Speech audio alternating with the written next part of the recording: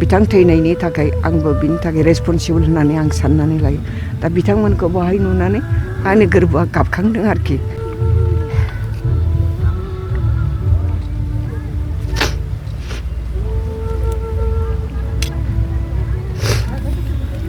दिनैनि मा जाखो मोर माने उपेन्द्रनाथ ब्रह्म माने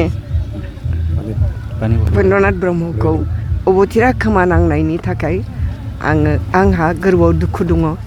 बिथाङा जि सिमां नुदोंमोन बे सिमां नुनायखौ बिथाङा मावलांजोबनो हायाखै। बिथाङा माने प्रिलिमिनारि भाबै माने अट'नमास काउन्सिलखौनो गाव सुक्ति खालामनो सानदोंमोन, खिन्थु जोंनि माखासे लिडारा बिथांखौ बादा होदोंमोन।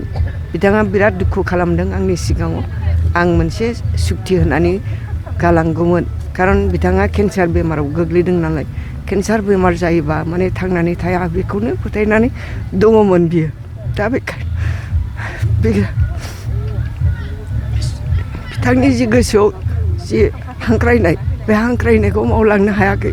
खिन्थु बिनि जि फोजाखांनाय, बे फोजाखांनायखौ लानानैनो जोंनि बर' रायजोफ्रा बर'लेण्डनि थाखाय आन्दलन खालामदों। बे आन्दलन खालामनायाव गोबां जोहोलावफ्रा थैनानै थांनांदों। दा दिनै जोङो बिबारजों फुजिमालाय मा जानो, बिथांमोना सुथुरनि गुलियाव आरो पुलिसनि गुलियाव थैनानै थांनांबाय। दा बेखौ जोङो रेसपेक्ट होदों। जोङो मोनसे सानावल' रेसपेक्ट होयो। जों जाहाथे बिथांमोननि जि सेक्रिफाइस, बे सेक्रिफाइसखौ गोसोआव लानानै जाहाथे जोंनि दानि जे थासारि, बे बिटिसिनि जि थासारि, बे थासारिखौ जोङो मोजां समायना खालामनानै लांनायनि दायथ'आ जोंहा दं।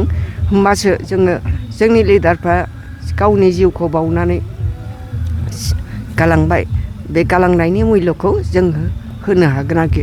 दा बिनेस्वर ब्रह्म बिथाङाबो बर' जाथिनि सासे मोजां लिडारमोन।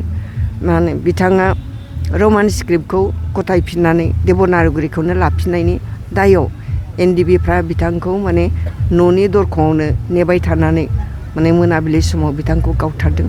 दा बेवहाय आंबो दसि, बे थैनांनायनि थाखाय आंबो दसि। बे दसियानो जाहैबाय आङो माने रमान स्क्रिप्टखौ माने लानो थाखाय माना खालामदोंमोन। खारन जोंहा बर' गथ'फ्रा देबनागरि स्क्रिप्टजों गोबां माने बोसोर फरायखाबायमोन।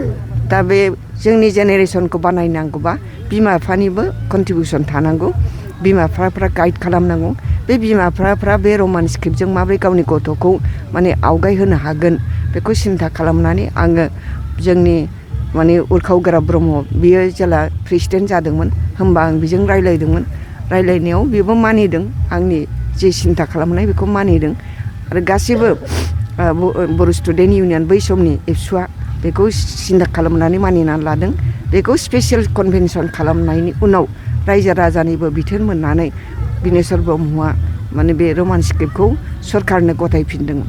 बे गथायफिननायनि दायाव बिथाङा माखासे माने एनडिबिखौनो होनगोन आं, एनडिबियानो बिथांखौ माने दरखंआव नेनानै मोनाबिलियाव बिथांखौ गावथारनानै थाङो।